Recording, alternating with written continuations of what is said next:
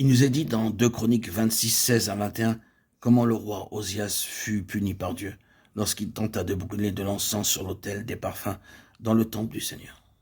L'intention de Dieu était que seuls les fils d'Aaron, qui avaient été consacrés pour exercer la sacrificature, pouvaient entrer dans le temple pour brûler le parfum, et personne d'autre n'était autorisé à remplir cette tâche. Mais le cœur d'Osias s'éleva à un tel point qu'il voulut brûler du parfum dans le temple. Dieu le châtia et la lèpre se déclara subitement sur son front. Cet incident nous sert d'avertissement supplémentaire afin que nous n'agissions jamais sans un commandement divin. Autrement, nous serons nous aussi châtiés. La lèpre, dans le sens spirituel, représente le péché d'impureté. Celui qui entreprend quoi que ce soit sans un ordre du Seigneur commet envers Dieu le péché d'impureté. Dans l'œuvre divine, le zèle de l'homme n'est d'aucune utilité. Il ne lui est pas permis de promouvoir cette œuvre par son zèle. C'est une excellente chose d'entrer dans le temple pour brûler l'encens, mais une telle action devient un péché qui doit être châtié si elle n'a pas été ordonnée par Dieu. Le roi Osias offensa le Seigneur en pénétrant présomptueusement dans le temple pour brûler l'encens. La conséquence fut qu'il devint lépreux et le demeura jusqu'au jour de sa mort. Nous ne pouvons pas ignorer un tel avertissement. Paul est un apôtre d'une profonde spiritualité. Remarquons ce qu'il écrit au sein de Corinthe dans sa 2e lettre. Pour nous, nous ne voulons pas nous glorifier hors de toute mesure. Nous prendrons au contraire pour mesure le domaine que Dieu a départi en nous faisant parvenir aussi jusqu'à vous.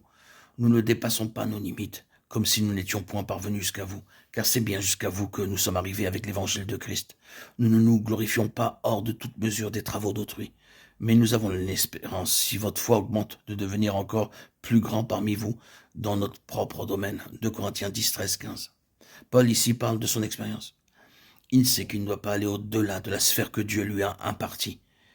Il ne veut pas dépasser les limites que Dieu lui a assignées.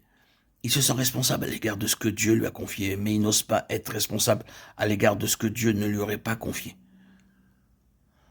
Comment l'Église pourrait-elle avoir des conflits et des divisions si tous les serviteurs de Dieu observaient cette règle? Dans l'œuvre de Dieu, pour chaque serviteur du Seigneur est impartie une activité avec ses limites. Chaque croyant a une course divinement fixée qu'il doit achever. Si chacun voulait bien demeurer à son poste, accomplissant la tâche qui lui est confiée en achevant la course fixée, quelle gloire serait alors manifestée. Dans le service divin, ne soyons pas gouvernés par notre vision des choses. Si l'œuvre est bonne, si cela peut sauver des âmes ou si cela peut aider les autres. Mais au lieu de cela, considérons si notre tâche s'inscrit dans la sphère à la mesure que le ciel nous a imparti. Un grand pilier est certainement essentiel pour une maison, mais un petit clou n'en est pas moins aussi nécessaire.